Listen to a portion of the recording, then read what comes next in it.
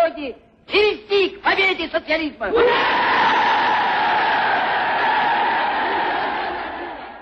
Saudações a todos e a todas.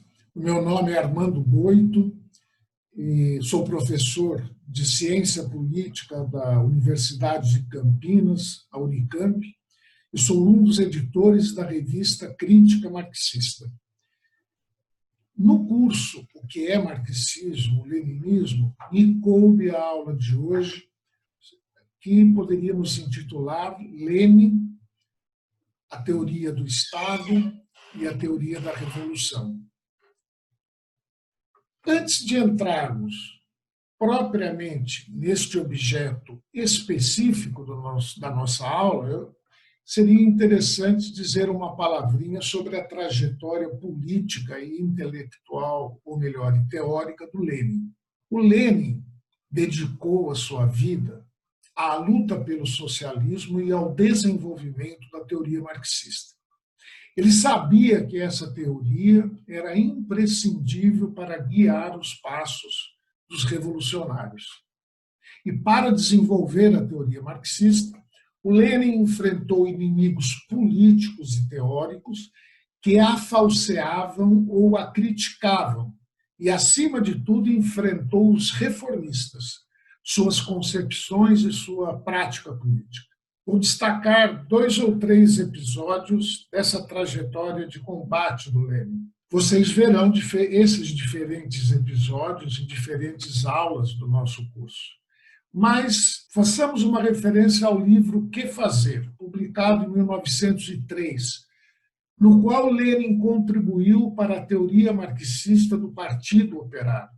Criticando o quê? Criticando o espontaneísmo, que era uma concepção tipicamente reformista, que visava a confinar o movimento operário à luta reivindicativa, ao movimento reivindicativo.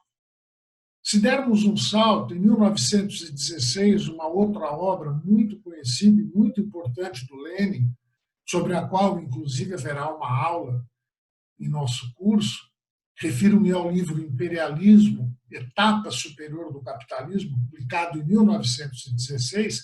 Nesse livro, o Lenin contribuiu de modo decisivo para a compreensão da etapa monopolista do capitalismo e para a compreensão das causas e da natureza, do caráter da Primeira Guerra Mundial, que ele caracterizou como uma guerra imperialista.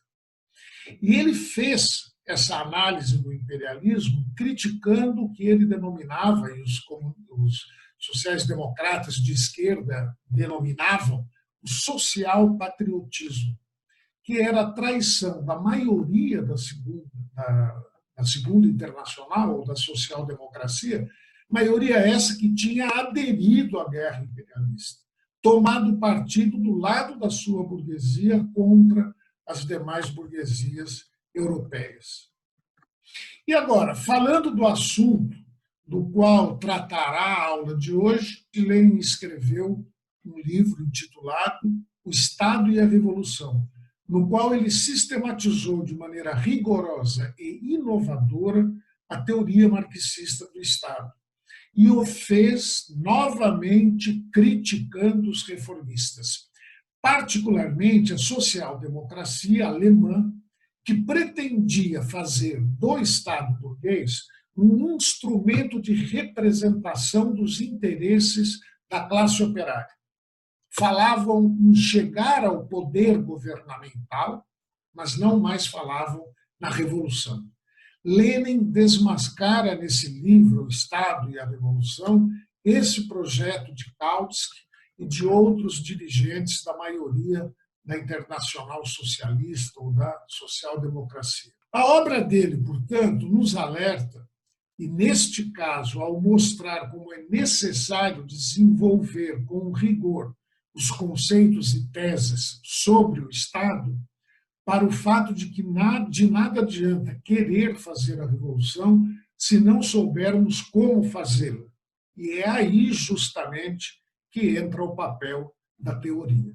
Vocês já viram, na primeira aula deste curso, as contribuições específicas de Lenin para a teoria marxista e para o movimento socialista, que são muitas e são fundamentais.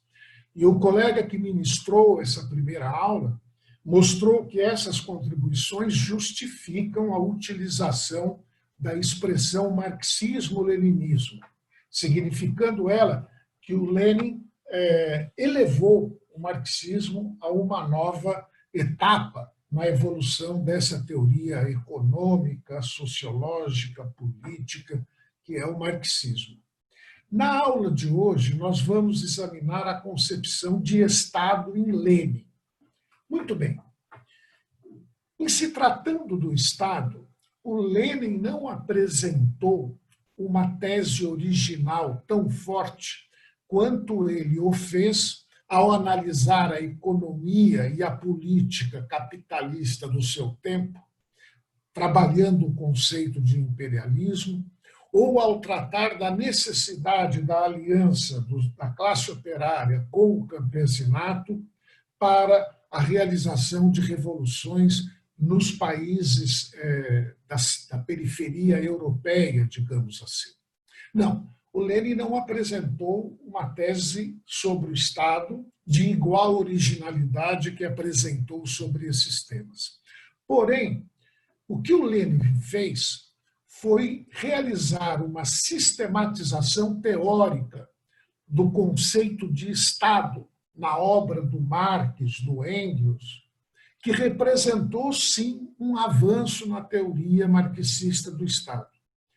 É necessário ter claro o seguinte: na produção de conhecimento, e é isso que o marxismo faz, porque além de ser um movimento de ideias que participa e dirige a luta pelo socialismo, o marxismo é também uma teoria que produz conhecimentos sobre a vida social e sobre a história. Para produzir conhecimentos, eu dizia, o fundamental é apresentar conhecimento novo, conhecimento original. Mas é muito importante, de uma importância que podemos dizer vem logo abaixo daquela que representa a apresentação de uma tese original, é muito importante a sistematização teórica. Quando se sistematiza um conceito, um conjunto de conceitos que não estão suficientemente desenvolvidos ou reunidos numa determinada área de conhecimento, e quando se faz tal sistematização com propriedade, de modo a revelar o conteúdo particular de cada um desses conceitos, indicar todas as suas consequências, pôr à luz os seus pressupostos, quando se faz isso, como o Lenin fez, com o conceito de Estado e também com a sua cara metade, que é o conceito de revolução, você está contribuindo enormemente para o avanço do conhecimento, no caso do Lenin, para o avanço do marxismo. Muito bem. A contribuição do Lenin, então, para a teoria do Estado e para a teoria da revolução, ela tem uma característica importante, é que ela trata esses dois fenômenos, o Estado e a revolução, como duas faces de uma mesma e única moeda. E é disso mesmo que se trata. Para o marxismo, não existe uma teoria da revolução e uma outra teoria, uma teoria do Estado e uma outra teoria que seria a teoria da revolução. Não. São duas dimensões de uma mesma teoria. Então, a contribuição do Lenin na sistematização desses conceitos já vem no próprio título do livro dele, que é o livro que nós vamos usar sistematicamente na aula de hoje, que se intitula justamente O Estado e a Revolução. Nesse livro, tratando do Estado e da Revolução, o que o Lenin faz é examinar as condições políticas da transição do capitalismo ao socialismo e uma visão mais ainda prospectiva do capitalismo ao comunismo. Eu penso que podemos iniciar a nossa aula apresentando de modo sintético quais são os conceitos e as teses que o Lenin sistematiza nesse livro. Se trata de um livro muito bem escrito, porém de leitura difícil, não devido à escritura, que, repito, é muito boa, mas devido à complexidade do tema, em primeiro lugar e acima de tudo.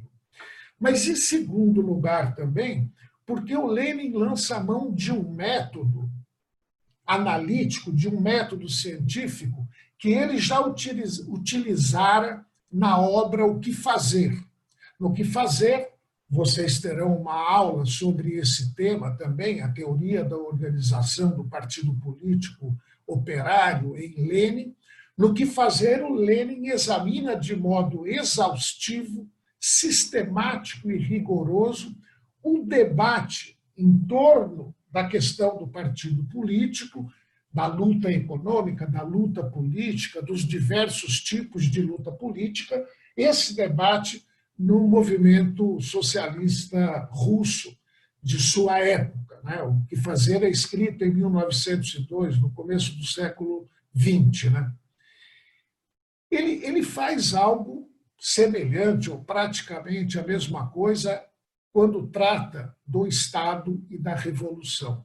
E isso dificulta a leitura do livro, porque o desenvolvimento da matéria fica repleto de nuances, repleto de ressalvas, aprofundamentos, de tal modo que o Lenin, a gente percebe, quando lê o livro, se vê na necessidade de uma, duas, três, quatro, inúmeras vezes, retomar a ideia geral, preocupado que ele está com o fato de que o leitor poderá se perder nos meandros de um debate tão complexo.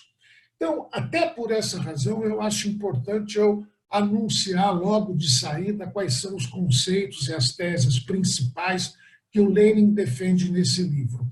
Apenas vou anunciá-las, depois as retomaremos em detalhe mais à frente. Né?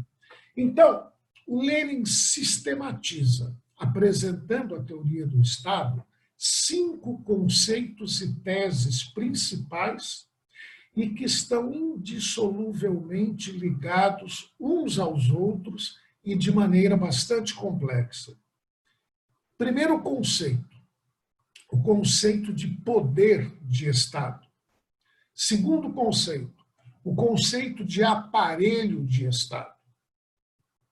Uma tese, a tese da necessidade da destruição do Estado burguês para a organização do poder da classe operária. Quarto, mais um conceito, o conceito de ditadura do proletariado. E quinto, agora uma segunda tese, a tese do definhamento do Estado. Não definhamento do Estado burguês. O Estado burguês, insiste o Lenin, se destrói. O que o movimento socialista deve fazer é destruir o aparelho de Estado burguês. O definhamento do Estado é de um outro Estado, o Estado socialista, que, como diz Lenin, é já um semi-Estado. Esse Estado que deve caminhar para a sua extinção numa fase mais avançada da sociedade comunista, onde, evidentemente, permanecerá ou seguirá existindo a política, porque seguirá existindo a atividade de direção da sociedade.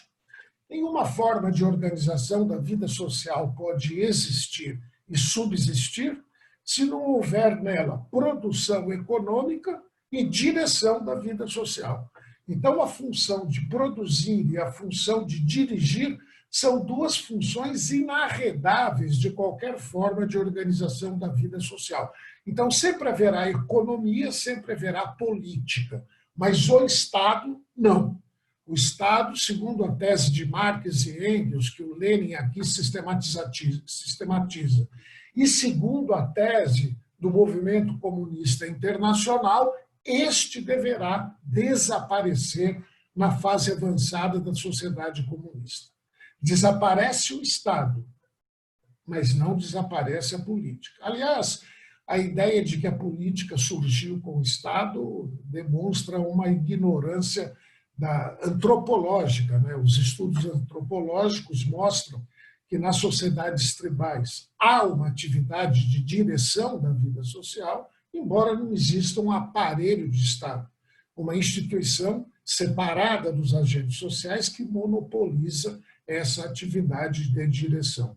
Então, nós temos 3 conceitos e 2 teses: o conceito de poder de Estado, o conceito de aparelho de Estado, o conceito de ditadura do proletariado. 2 teses: a tese da necessária destruição do Estado burguês e a tese de definhamento do Estado socialista ou do Estado em geral, porque desaparecendo o Estado socialista, desaparece pura e simplesmente o Estado na história da humanidade. O poder de Estado, apenas para anunciar e podermos dar sequência na exposição, serei muito breve, retomaremos em seguida. O poder de Estado é o poder político da classe dominante. Não é poder do Estado. O Estado não tem poder, é poder de Estado, porque o poder é da classe dominante, embora seja o Estado, por intermédio do seu aparelho, que organize esse poder. Então, o poder de Estado refere-se à função social que o Estado desempenha, organizar a dominação de classe. Onde há Estado, há dominação de classe. A tese geral é essa, que nós vamos detalhar.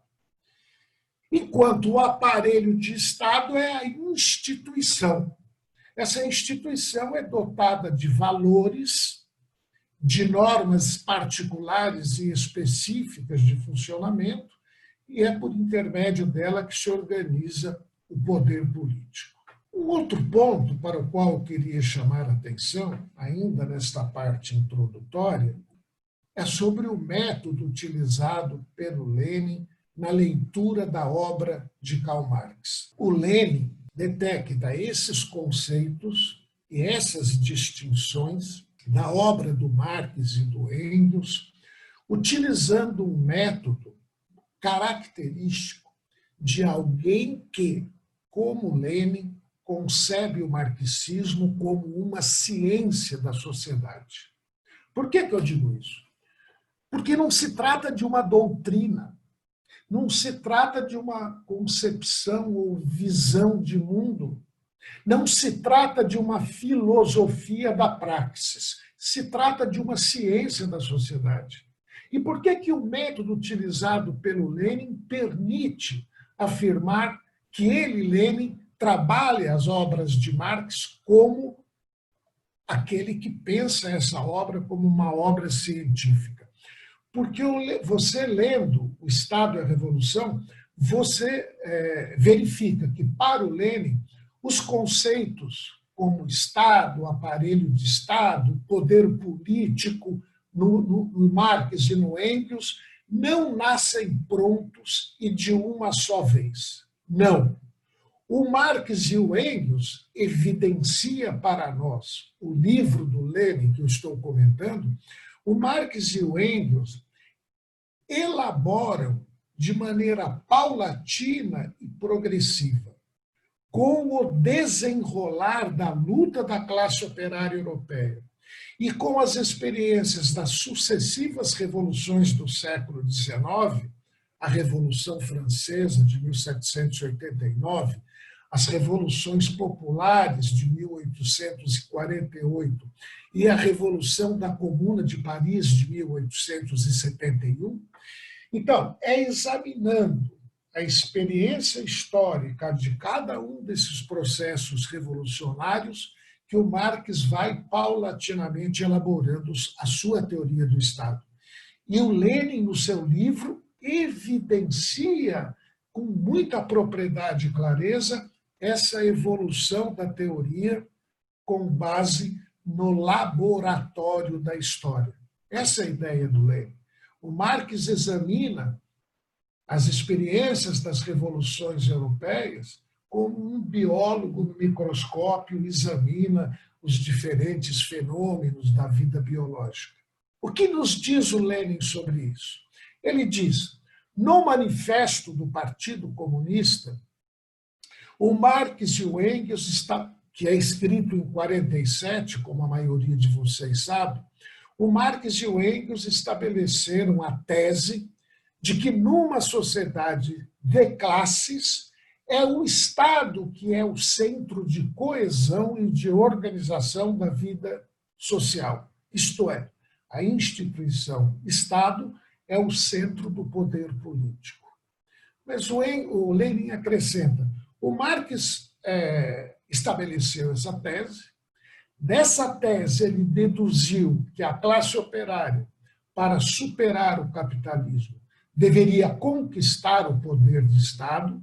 Na verdade, o Marx usa a expressão a classe operária deve se organizar em classe politicamente dominante. É uma decorrência da tese. Se o Estado concentra o poder político, e esse poder político é o centro de coesão da vida de uma sociedade dividida em classes, a classe operária, se pretende ultrapassar o capitalismo, tem que se organizar como classe politicamente dominante.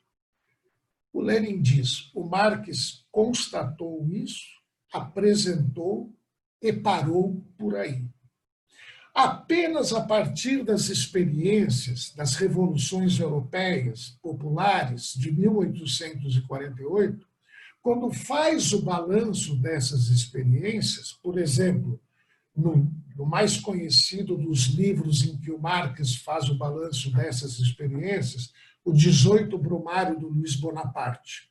Mas há também um outro livro do Marx, o Luta de Classes na França, e também um livro do Engels, que é atribuído às vezes ao Marx, que é o Revolução e Contra-Revolução na Alemanha. Todos tratam das revoluções de 1848. Muito bem, o Lenin diz, lendo esses livros, o que nós verificamos é que o Marx estabeleceu de modo muito claro o que faltava no manifesto, que é o conceito de aparelho de Estado. Esse conceito não está presente e desenvolvido no manifesto. Ele surge agora, alguns anos depois da redação do manifesto do Partido Comunista. O Marx apresenta, então, esse conceito de aparelho de Estado, que é um conceito, ao mesmo tempo, distinto do conceito do poder de Estado, porém, indissoluvelmente ligado ao conceito de poder de Estado. Ele apresenta esse conceito e, em seguida, apresenta uma tese. A tese segundo a qual a classe operária, para se organizar como classe dominante, algo que ele e o Engels já haviam anunciado no manifesto do Partido Comunista, ela necessitará destruir o aparelho de Estado burguês para poder se organizar como classe dominante. Então, é um conceito e uma tese novas que aparecem no balanço das revoluções de 1848. Mas o Lenin se pergunta, muito bem, destrói-se o aparelho de Estado burguês e se coloca o que no lugar dele? O Marx não diz uma palavra, nem o Engels, sobre isso no balanço das revoluções de 1848. Ele vai se pronunciar sobre isso 23 anos depois, no balanço que faz, tanto ele quanto Engels, da experiência da Comuna de Paris. Porque na Comuna de Paris, o que o Marx verifica, até o livro mais importante aqui é o livro do Marx, Guerra Civil na França, o que ele verifica é que, para poder se organizar como classe dominante, a classe operária necessita de um novo tipo de instituição social, um novo tipo de aparelho de Estado, com características muito particulares que o diferenciam de todos os estados anteriormente existentes, que eram estados de classe dominante exploradoras. Os proprietários de terra escravista na Grécia e na Roma Antiga, os proprietários feudais na Idade Média e a burguesia, a classe capitalista, após a Revolução, as revoluções burguesas do século XVII e XVIII. são classes exploradoras. O tipo de Estado, o aparelho de Estado que organiza a dominação dessas classes não são idênticos. O aparelho de Estado escravista, feudal e capitalista tem suas especificidades. Mas, em comum, eles têm uma característica geral, que é o fato de serem instituições que, na expressão do Engels, que o Lenin retoma em seu livro, são instituições separadas da sociedade. Eles querem, com isso, dizer o seguinte: se forma um corpo de agentes sociais especializados na tarefa da repressão e da direção política da sociedade. As Forças Armadas, a polícia, a administração burocrática.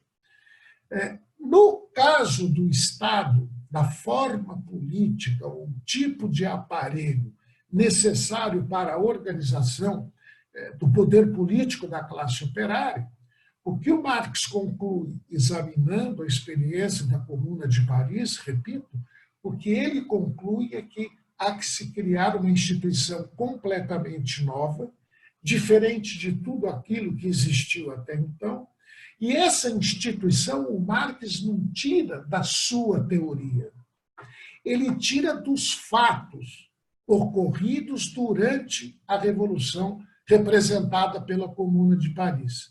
Ele examina como é que, na prática dos revolucionários, a Comuna organizou o seu poder. Ele não parte diretamente e exclusivamente dos fatos. Seria um erro muito grave fazer essa afirmação. Ele parte, ao mesmo tempo, dos fatos e da teoria política que vinha desenvolvendo desde o manifesto do Partido Comunista. Então, ele mantém essa dialética da distinção e da unidade, ele, Marx, entre, de um lado, o poder de Estado, de outro lado, o aparelho de Estado, e é isso que o Lenin realça. Do que seja do meu conhecimento, o Lenin é o primeiro a fazer uma leitura desse tipo da teoria do Estado em Marx. É uma leitura sofisticada que, repito, vejam, é um espaço de tempo de 23 anos, ou de 47, quando é escrito o manifesto, a 1871, digamos, 24 anos. É uma teoria elaborada ao longo de 24 anos. Por isso que eu disse, não nasceu pronta e acabada. É uma teoria que, ao mesmo tempo, mobiliza teses e conceitos gerais e examina cuidadosamente os fatos históricos, chegando a um resultado científico, que é a teoria do Estado, Marx e Engels, e que o Lenin, para a qual o Lenin contribuiu enormemente com a sua sistematização. Muito bem, nós vamos examinar isso em mais detalhes. Por ora, eu queria dizer o seguinte: a sistematização que o Lenin faz da teoria marxista do Estado é um elemento central daquilo que nós podemos e devemos denominar marxismo-leninismo.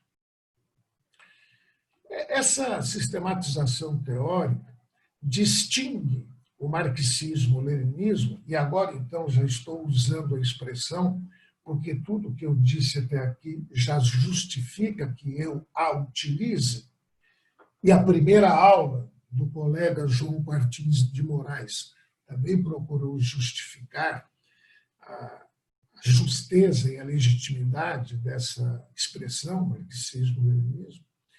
Então, o que eu dizia, essa sistematização teórica sobre o Estado e a Revolução passou a ser um elemento constitutivo daquilo que conhecemos por marxismo-leninismo. Ele diferencia o marxismo-leninismo de um lado do reformismo.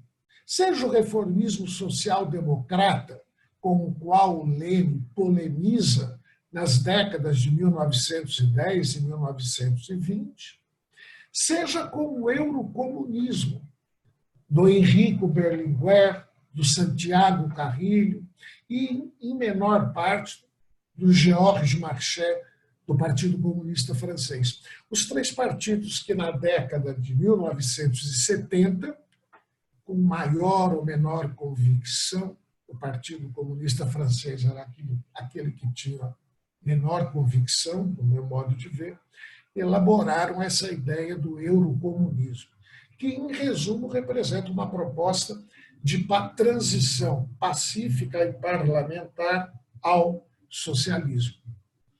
O leninismo se diferencia com essa teoria do Estado, em primeiro lugar, desse campo, do campo reformista.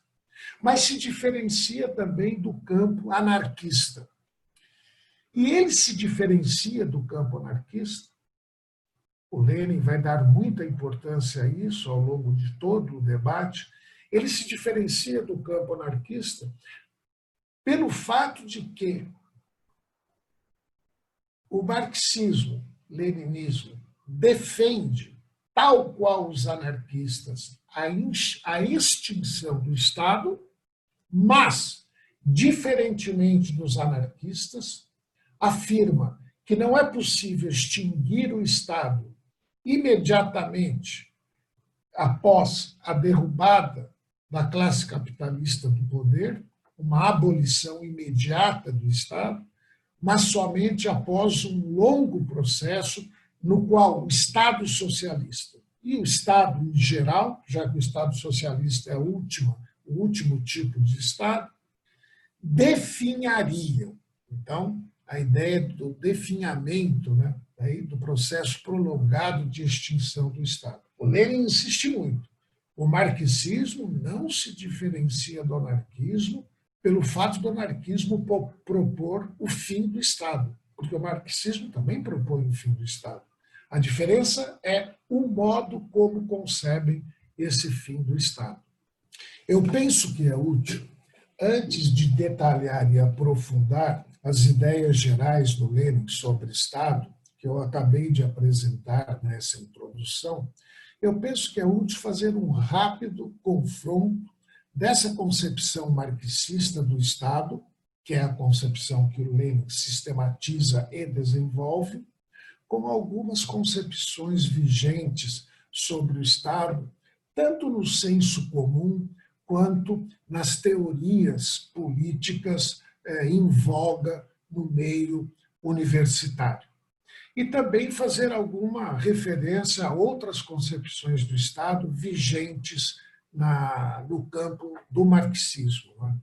Então, a ideia de que o Estado é a instituição central na organização da vida social, nas sociedades divididas em classe, ou seja, que ele não é uma instituição como outra qualquer, essa ideia poderá parecer familiar e até, digamos assim, óbvia para todos aqueles que raciocinam sobre a sociedade, a política, analisam a sociedade e a política a partir do marxismo.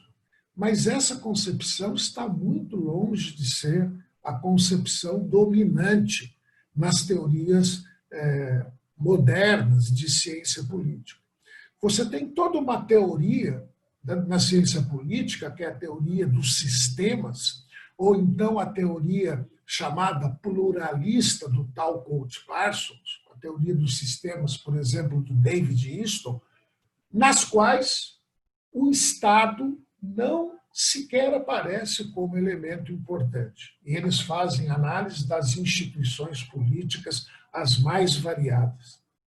Você tem também um autor como Michel Foucault. O David Easton e o Parsons não têm audiência no pensamento progressista e de esquerda, ou tem uma audiência muito reduzida. Mas o Michel Foucault não, ele tem uma grande audiência no pensamento progressista. Para o Michel Foucault polemiza diretamente com a concepção marxista de Estado, ainda que procure, digamos assim, ocultar essa polêmica.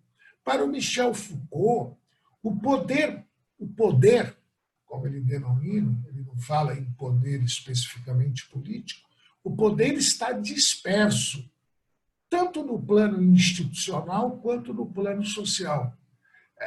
O O poder está na família, na escola, no hospital, nas prisões, por igual. Na imprensa, por igual. Não há um centro unificador do sistema de poder.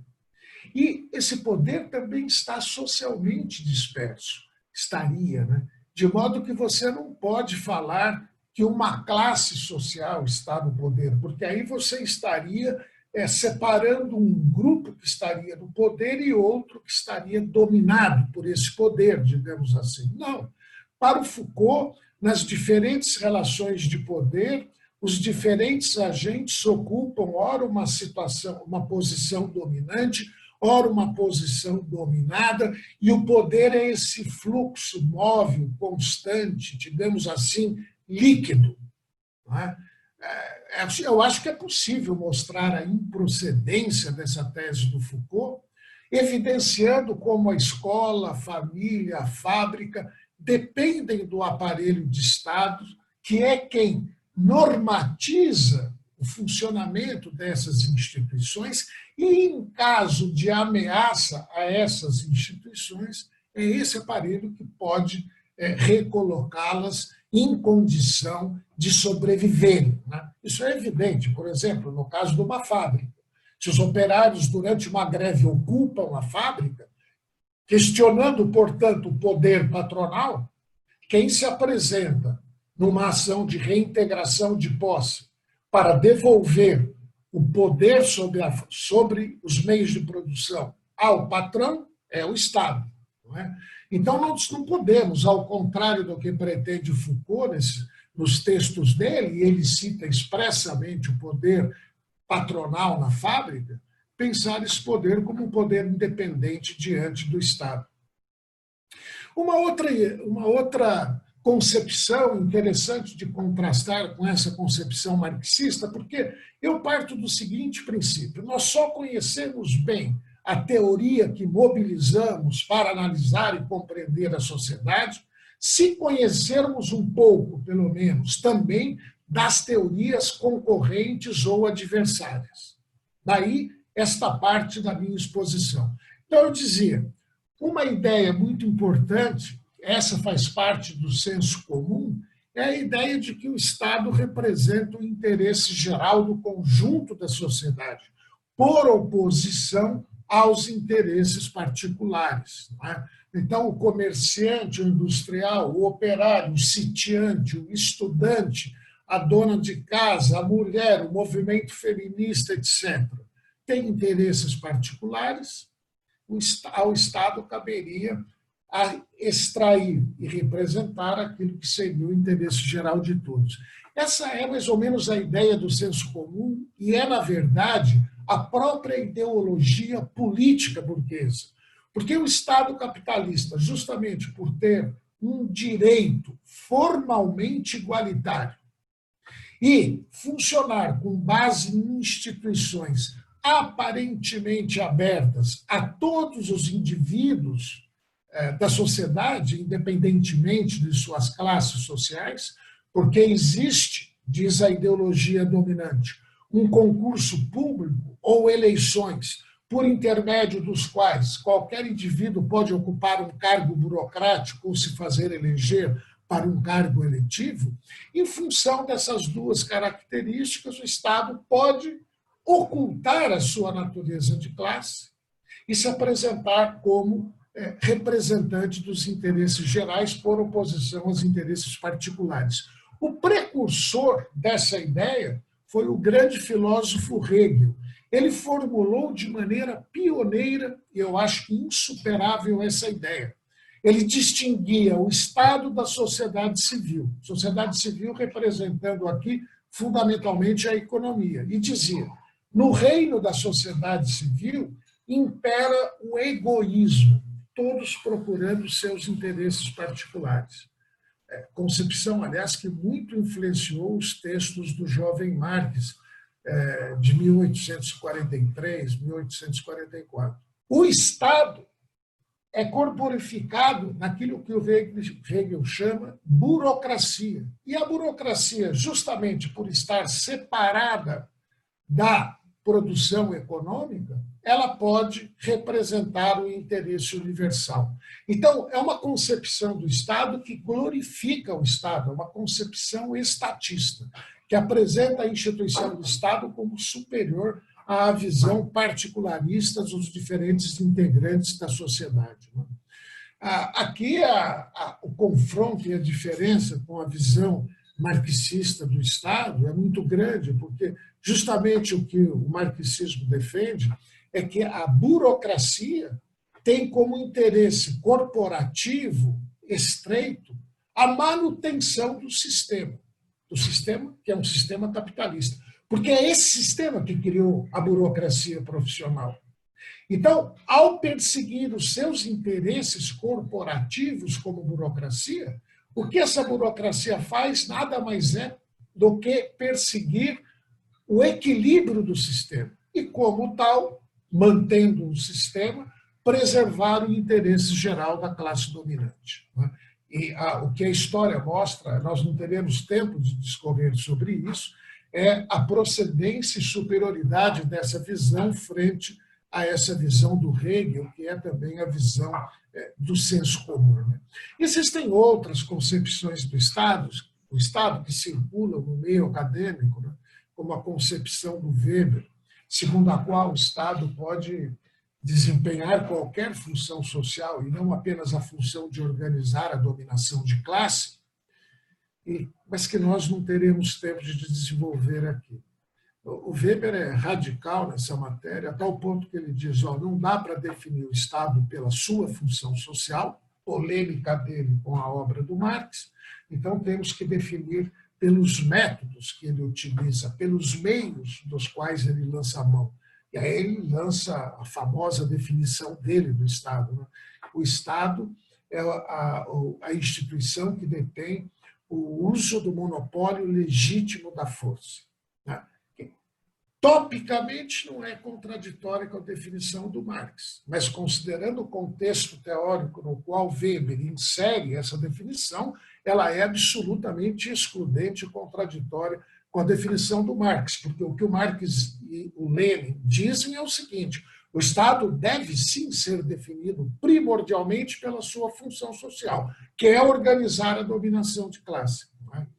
Então, temos aqui é claro que existem outros tipos de dominação na sociedade capitalista. Por exemplo, a dominação masculina. A dominação masculina que relega a mulher a um papel secundário ou subordinado. Agora, a dominação masculina pré-existe o Estado. Existem antropólogos que esmiuçam de maneira detalhada inúmeras sociedades tribais nas quais o homem domina o gênero feminino. Isso daí são inúmeras sociedades tribais, onde não há Estado. Ou seja, a dominação masculina pode existir sem que exista o Estado. E o mesmo vale para a dominação étnica e dominação nacional também. Porque você tem Estado que não exerce nenhum tipo de dominação nacional, os Estados imperialistas exercem, mas os Estados dependentes não necessariamente. E você tem racismo em sociedades pré-estatais, sim, inclusive nas sociedades tribais brasileiras, que se encontravam em território brasileiro na época do descobrimento, os tupis contra os chamados tapuias, ao qual eles dedicavam um solene desprezo. Então, você tem outras formas de dominação, mas que prescindem do Estado. A única forma de dominação que não prescinde do Estado é a dominação de classe. E não há registro na história da humanidade de uma sociedade de classes que tenha dispensado o Estado, embora exista um registro de sociedades de dominação de gênero, de dominação étnica, que dispensaram o Estado, sim, senhor. Então, a vinculação entre o Estado e a dominação de classe é a grande tese do Engels, que o Lenin retoma em detalhe neste livro, O Estado e a Revolução. A grande tese marxista sobre o Estado é uma tese que, numa avaliação muito rápida que eu estou fazendo, que é como podemos fazer aqui, se confirma historicamente, né? Muito bem. Vamos ver, então, como Lenin sistematiza a teoria marxista do Estado. Ele usa abundantemente o livro de Engels, A Origem da Família, da Propriedade Privada e do Estado. E ele começa a sua análise por uma tese fundamental do Engels, ou melhor, duas teses fundamentais do Engels, que são as seguintes. Primeiro, por que surge o Estado? Responde o Engels, porque nasceram as classes, porque se formaram classes sociais. Eu queria que vocês percebessem a grandeza dessa questão. E a ousadia do Engels em tentar responder essa questão. Peguem a ciência política contemporânea do mundo universitário. Qual cientista político levanta essa questão hoje? Não, o Estado é algo natural que está aí, é algo dado. A ciência não tem que se perguntar sobre o seu surgimento. Isso não é uma maneira de fazer ciência no sentido forte da palavra. É a mesma coisa que fazer biologia sem se perguntar como surgiu a vida no planeta Terra. Os clássicos, grandes pensadores e filósofos políticos ligados à burguesia não procederam assim. Os contratualistas têm, sim, uma tese para explicar o surgimento do Estado. Ou seja, eles se colocaram essa grande questão de fundo que o Engels se colocou. Vão por um caminho diferente, completamente diferente, que é o caminho do Estado de natureza, no caso do Hobbes, da guerra de todos contra todos, e aí o pacto pelo qual os indivíduos delegam a soberania ao poder soberano para poderem viver em sociedade. Então, o Engels levanta essa primeira questão e responde: o Estado surge porque, havendo a dominação de classe, é necessário que haja uma força organizada que faça o quê? Uma força institucional organizada que faça o quê? Que modere a luta de classes. Essa é a função do Estado. Moderar a luta de classes. Não é acabar com a luta de classes. Acabar com a luta de classes é impossível. Também não é conciliar as classes sociais. Diz o Engels, é moderar a luta de classes de modo a estabilizar a ordem social e, portanto, estabilizar a dominação da classe dominante. Essa é a função do Estado. E o Lenin faz muita questão de chamar a atenção para isso. Ele diz: muitos sociais-democratas reformistas leem essa passagem como se a função do Estado fosse conciliar os interesses de classe. Não é. E no texto do Engels está claro, é amortecer e moderar o conflito de classes de modo a impedir que a luta da classe dominada se desenvolva, inclusive, evidentemente, fazendo concessões. No caso do Estado capitalista, isso é muito mais evidente do que no caso dos Estados pré-capitalistas, não é? Então, o que é necessário aqui? É necessário aquela distinção que o Lenin, o próprio Lenin, já estabeleceu com muita propriedade e clareza no livro Que Fazer. A distinção entre interesses econômicos e interesses políticos. Entre luta reivindicativa econômica e luta política pelo poder. Então, o que acontece? Para organizar a dominação política da burguesia, ou seja, garantir a reprodução e a permanência do capitalismo, o Estado pode sim fazer concessões a interesses econômicos, a reivindicações dos trabalhadores. Então, é essa distinção que é necessária ter em mente. Essa distinção. Alguns críticos da teoria marxista do Estado dizem, é um tipo de argumento muito corrente, dizem, mas como dizer que o Estado organiza a classe dominante se eu estou olhando aqui no Estado brasileiro? Você tem a Justiça do Trabalho, que decide, em grande parte, a favor do empregado, do trabalhador. Então, você tem essa justiça do trabalho, você tem o direito do trabalho, você tem os institutos da Previdência Social. Como pode dizer? São todas instituições do Estado. Como se pode dizer que o Estado é capitalista? Se pode dizer porque o que falta a esse que lança a mão desse argumento é a distinção entre interesse econômico dos trabalhadores, que podem, sim, em certa medida e dentro de limites que são bem estreitos, ser contemplados pelo Estado capitalista. E, de outro lado, o interesse político dos trabalhadores, que é a socialização dos meios de produção e a superação do capitalismo, é interesse político esse que não pode ser contemplado pelo Estado. Os eurocomunistas lançaram mão, inclusive, da ideia de que a própria luta de classes atravessava o Estado. Se lerem um livro como o livro do Santiago Carrillo, secretário-geral do Partido Comunista Espanhol nas décadas de 60 e 70, o eurocomunismo e o Estado, ele lança a mão dessa tese. É um simplismo imaginar que o Estado só está organizando a dominação da classe capitalista. Nós poderíamos acrescentar como queria o sectário e doutrinário Lênin. Isso é falso. Por que é falso? Porque as instituições do Estado estão atravessadas pela luta de classes. Bom, se ele entender por luta de classes uma melhoria das pensões na Previdência e um direito de férias maior ou menor, esse conflito econômico distributivo entre as classes, essa tese é verdadeira. Esse conflito se faz sim presente no Estado.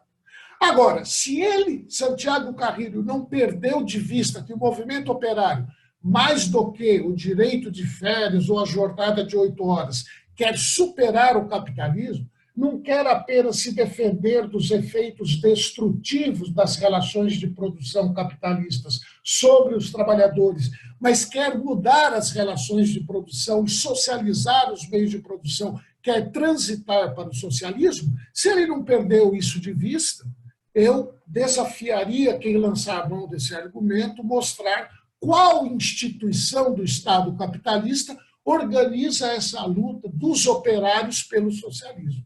Qual instituição do Estado capitalista, burocrática ou representativa, organiza a classe operária na luta pelo socialismo? Como não existe essa instituição, nós devemos manter a tese. O Estado capitalista representa e organiza a dominação da classe burguesa e o faz amortecendo e moderando o conflito de classes. Aí também pode surgir um tipo de crítica que seria a seguinte, que o que poderia surgir, não, é uma crítica corrente, né?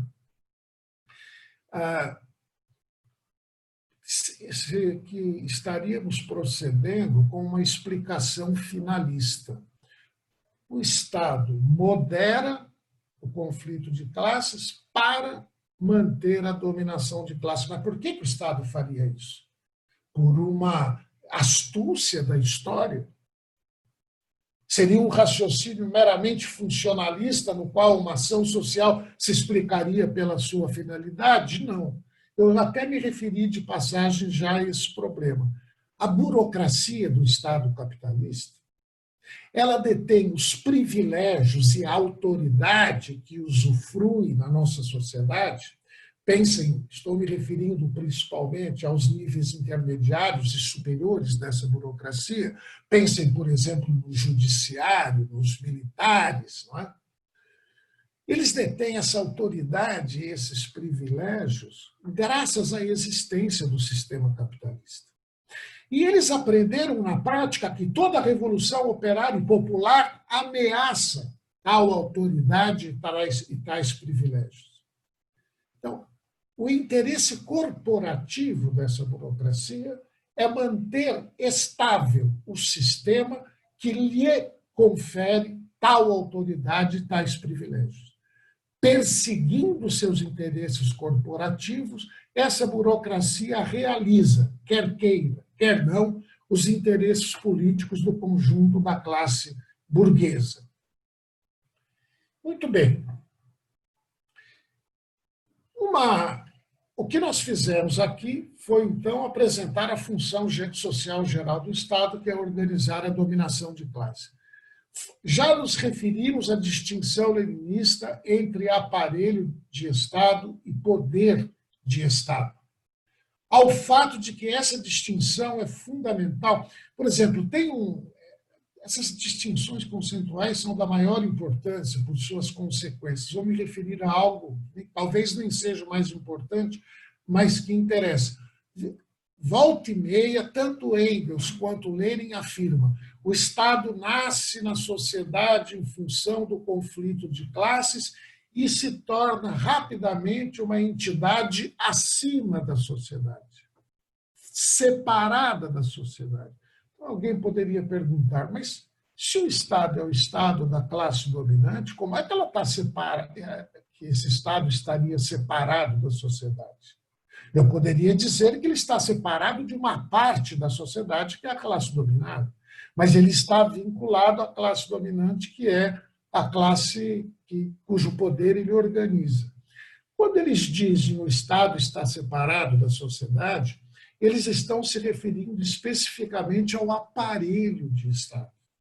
Porque esse aparelho é, sim, um corpo especial de burocratas e profissionais que monopolizam a função repressiva, administrativa e também coletora, porque sem a coleta de impostos nada disso funciona.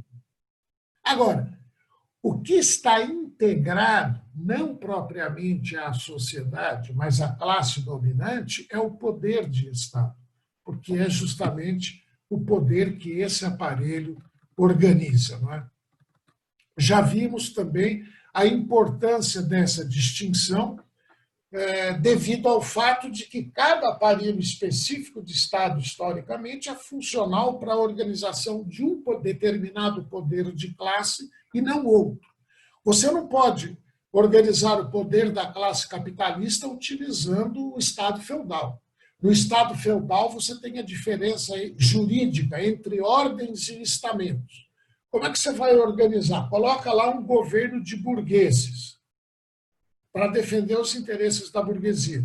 Como é que eles vão, por exemplo, fazer funcionar o mercado de trabalho sem o qual o capital não se acumula, se o produtor direto está subordinado pessoalmente ao proprietário da terra e, portanto, não pode circular livremente no território nacional alugando ou vendendo a sua força de trabalho? Não é possível, então não é possível ter capitalismo, economia capitalista. Esse aparelho de Estado ele é apropriado, adequado para o exercício do poder da aristocracia feudal. Então, a distinção e a unidade entre aparelho e poder de Estado. Né? E dessa ideia geral da distinção e unidade entre o aparelho e o poder de Estado, nós já nos referimos que a classe operária precisa de uma nova forma institucional para exercer o seu poder.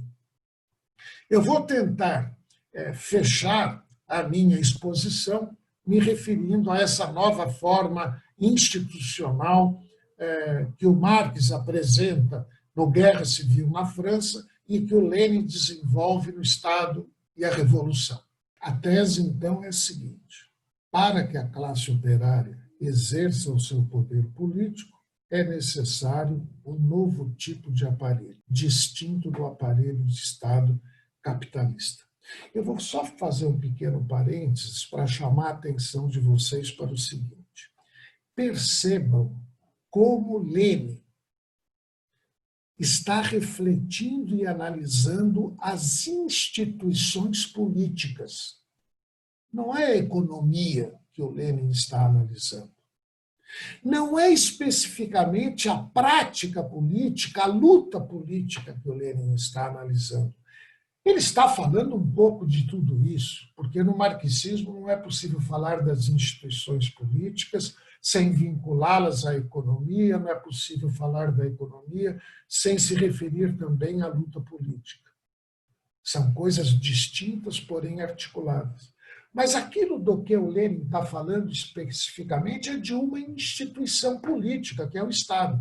Como ele já falou de uma outra instituição, que, na verdade, é uma instituição antagônica ao Estado capitalista, que é o partido político da classe operária, porque no que fazer, o que o Lenin discute são os valores e as normas que devem reger a instituição política Partido Operário Socialista. Agora ele está aqui discutindo quais são os valores e as normas que regem a instituição política Estado burguês e que a Comuna de Paris revelou os valores e as normas que devem reger uma outra instituição política, que é o poder operário.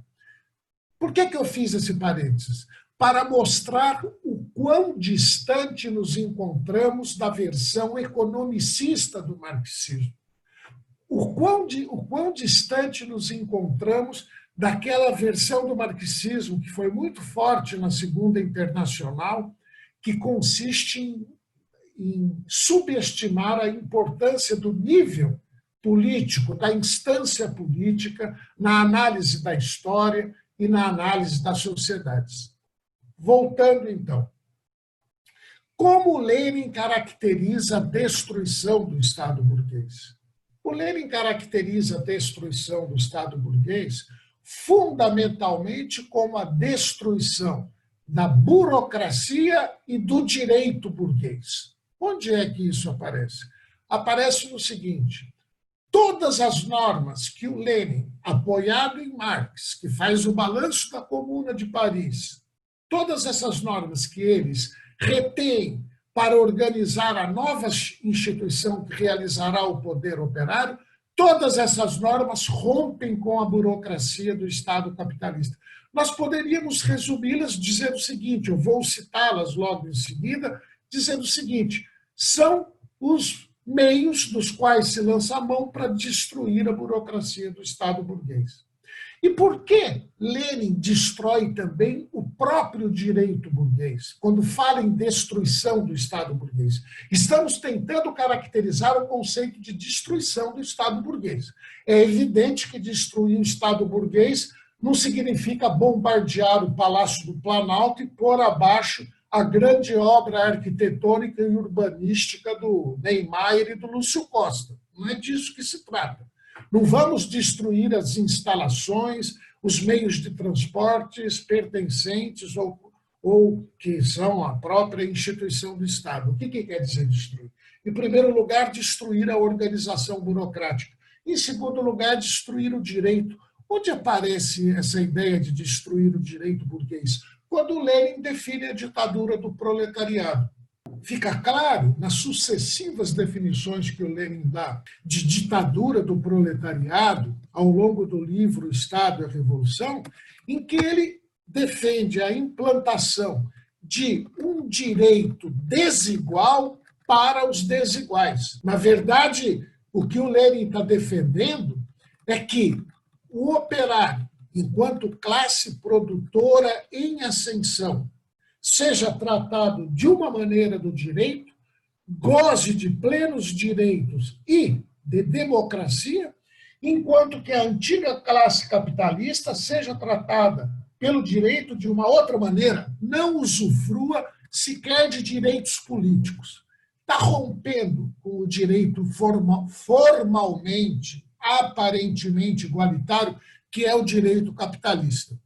Isso é a outra face da ideia de destruição do Estado burguês. Vou enumerar, então, talvez se não tenha ficado suficientemente claro, ficará bem claro agora, né? Substituição do exército permanente pelo povo armado.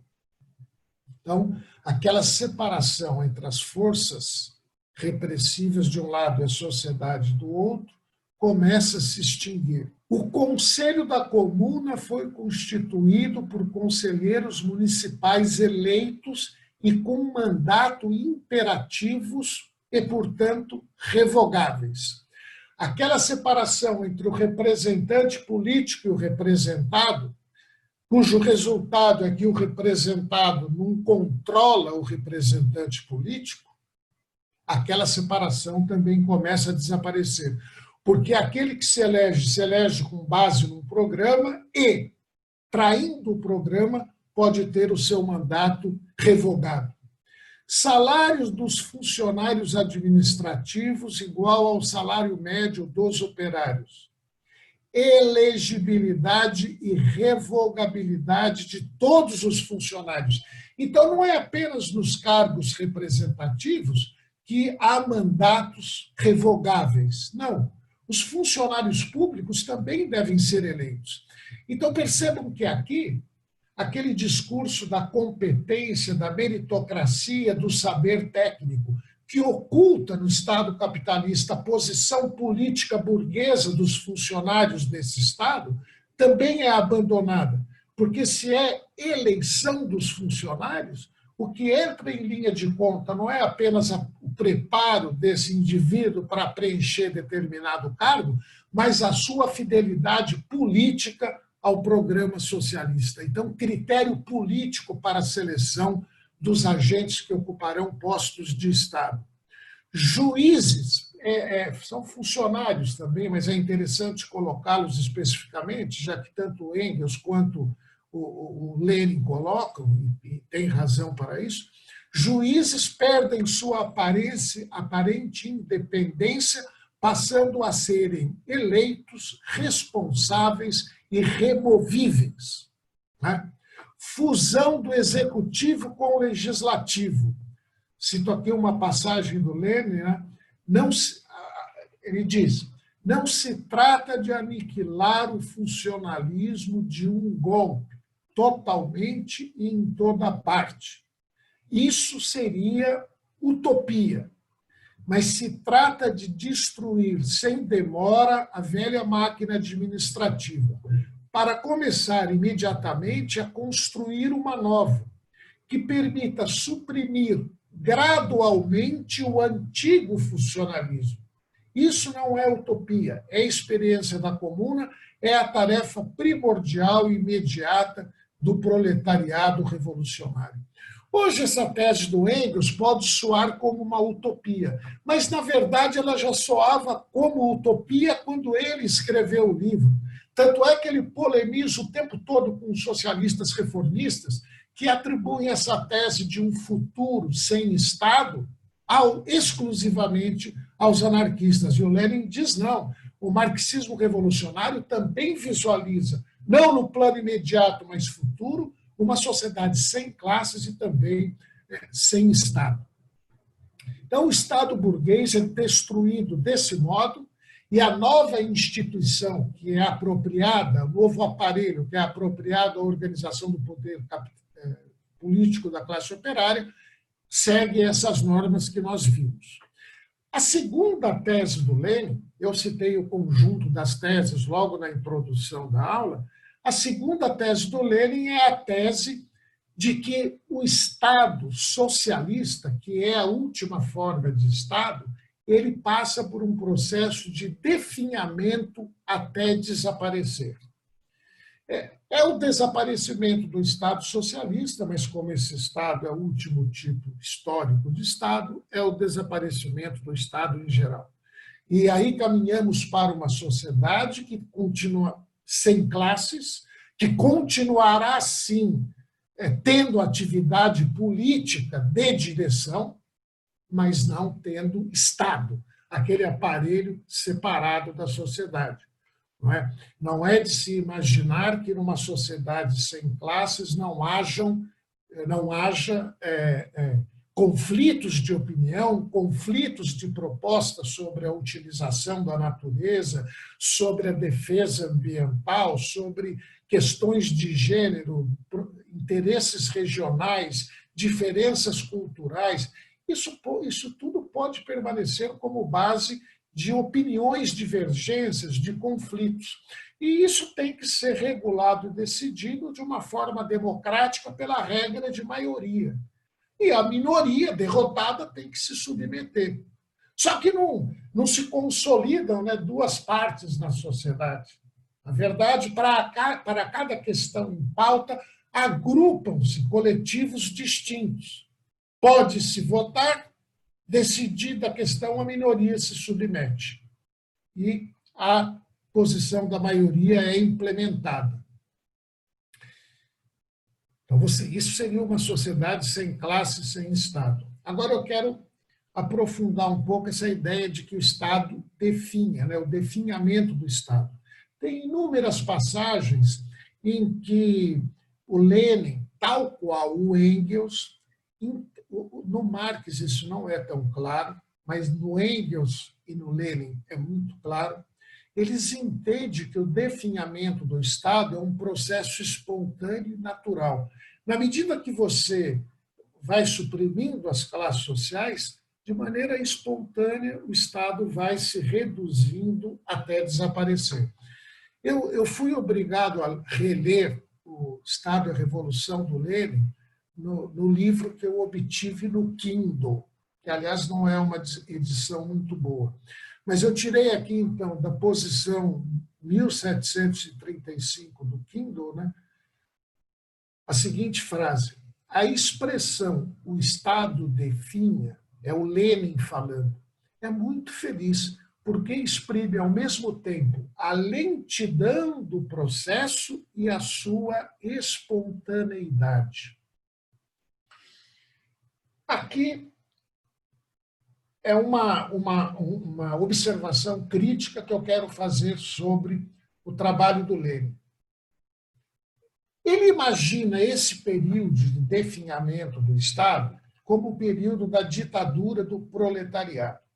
É já, diz o Lenin, não seguindo o Engels e o Marx, não propriamente um Estado, mas um semi-Estado que prepara a sua própria extinção. O que é essa ditadura do proletariado? No nosso curso, vocês terão uma aula especial sobre esse tema. Aqui vou só fazer uma referência àquilo que me interessa. Diz o Lenin, na posição, no Kindle você não tem página, você tem essa coisa de posição, né? É a posição 1725 do livro do Kindle, da edição do Kindle. A democracia, já definindo a ditadura do proletariado, a democracia para a imensa maioria do povo e a repressão pela força da atividade dos exploradores, dos opressores do povo. Por outras palavras, a sua exclusão da democracia. Eis a transformação que sofre a democracia no período de transição do capitalismo ao comunismo. Então, você tem esse período de transição, onde a gente acabou de ver pela citação que há um tratamento jurídico desigual, se compararmos o tratamento dispensado aos trabalhadores e o tratamento dispensado à antiga classe dominante. E esse período de transição é o período em que espontaneamente o Estado iria definhando, iria se extinguindo. Aqui, a crítica que surgiu a essa tese foi principalmente pelo conhecimento que eu tenho da parte dos maoístas europeus, particularmente os franceses, na década de 70 e 60, que, inspirados na experiência da Revolução Cultural Chinesa, defenderam a seguinte ideia: o Estado não se extingue espontaneamente. É necessário um movimento consciente que lute pela sua extinção. Ou seja, concordam no essencial com a tese de Marx e de Lenin, com essa tese que caracteriza o comunismo, particularmente o marxismo-leninismo, né?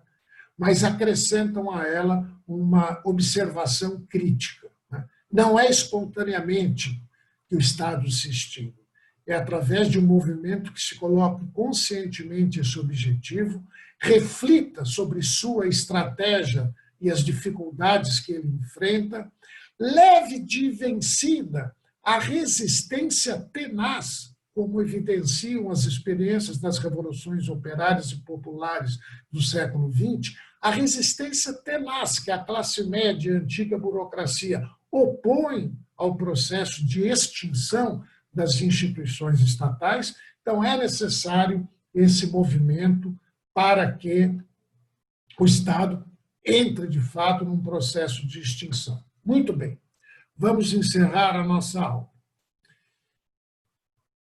A história do Estado sob o poder soviético foi muito diferente daquela que o Lenin apresenta e defende no livro O Estado e a Revolução. O Estado soviético não caminhou para a extinção ou definhamento, mas para uma burocratização crescente. Eu penso que é exatamente por isso que, mais de uma vez, o Lenin relutou em definir o Estado soviético como um Estado proletário. Isso é muitas vezes esquecido, mas eu vou dar um exemplo. Na conhecida polêmica do Lenin com o Trotsky sobre o papel dos sindicatos, o Lenin fala de um Estado operário e camponês com deformações burocráticas. Ele refuta explicitamente a tese de que a União Soviética fosse um Estado proletário. Ele diz que é um Estado operário camponês com deformações burocráticas. E não é uma ideia que ele jogue de passagem no texto, é uma ideia de destaque nesse texto. É uma ideia de destaque porque é com base nela, inclusive, que ele refuta a tese do Trotsky, segundo a qual os sindicatos deveriam ficar sob controle do Estado soviético. O motivo pelo qual o Lenin diz não, um dos motivos é esse. O Estado soviético não é um Estado proletário. Não é o único motivo, mas é um deles. Ou seja, o Lenin se mantém aqui fiel à tese e à teoria que ele defendeu no Estado e na Revolução. Essa é uma primeira observação da maior importância. O Estado e a Revolução não é um momento anarquista do Lenin, no meu modo de ver. Uma segunda observação é a seguinte: mas por que a instituição Estado seguiu um caminho distinto daquele previsto e proposto por Lenin no livro O Estado e a Revolução? Eu diria o seguinte: essa é uma questão da maior importância, mas é uma questão que não se deve colocar apenas para o Estado. Também a economia soviética, a cultura soviética, seguiram um caminho muito diferente do que as primeiras gerações de revolucionários defendiam e propunham com argumentos teóricos, no meu modo de ver, consistentes, né? A economia, a sociedade soviética tomou rumos muito diferentes também, não apenas o Estado soviético, né? Então, na verdade, essa questão da história concreta da instituição Estado após a Revolução Russa, né, recoloca aquela velha questão. Essas revoluções do século XX, particularmente a russa, foram revoluções de fato operárias, de fato socialistas, ou foram revoluções populares e democráticas, que acabaram, no frigir dos ovos, cumprindo o mesmo papel que as revoluções burguesas cumpriram para os países da Europa Ocidental? Eu encerro lembrando o seguinte: o Lenin não entendia que era possível implantar o socialismo na Rússia czarista. Ele sequer aderiu a essa tese, ao contrário do que dizem muitos, no seu texto Teses de Abril de 1917. O Lenin, quando levanta a palavra de ordem, todo o poder aos sovietes, ele é explícito no texto Teses de Abril. Não estamos propondo todo o poder aos sovietes para construir o socialismo aqui e agora. Nós vamos construir um capitalismo de Estado. De onde pode vir a economia socialista? Da Alemanha, onde o capitalismo é muito desenvolvido, é o capitalismo europeu mais desenvolvido naquela época, né? Desde o final do século XIX. É de lá que esperamos a economia socialista. E nós poderíamos acrescentar o seguinte: como não veio, aliás, como veio a Revolução Alemã, mas como ela foi derrotada, nós não tivemos preenchido essa expectativa da primeira geração de revolucionários, inclusive o Lenin, russos, não é? Agora, se a Revolução tivesse sido vitoriosa na Alemanha, eu defendo a seguinte, não direi tese, mas hipótese. Se examinarmos um a um os obstáculos à configuração de uma economia e de um Estado tipicamente operários e socialistas na Rússia, Se examinarmos um a um os obstáculos que se antepuseram e a realização desse projeto político e acabaram por desviar a história da Revolução para outros rumos, se examinarmos um a um esses obstáculos, veremos que eles não se apresentariam com tanta força num país como a Alemanha, que não seria facilmente cercado pelos imperialistas vizinhos, como foi a Rússia revolucionária, cujos operários tinham instrução e qualificação muito superior aos operários russos, de modo a poderem ser mais independentes diante de engenheiros e técnicos que ofereceram obstáculos ao processo de socialização da economia na Rússia, e assim por diante.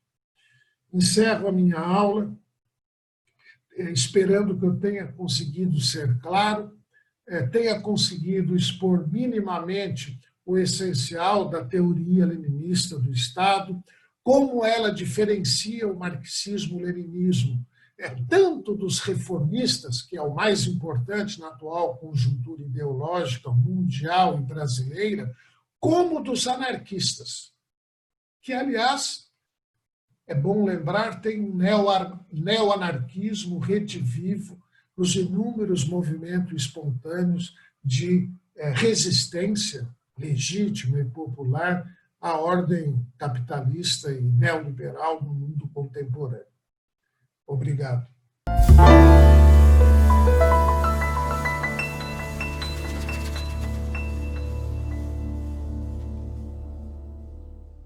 Должна будет в своем конечном итоге привести к победе социализма. Ура!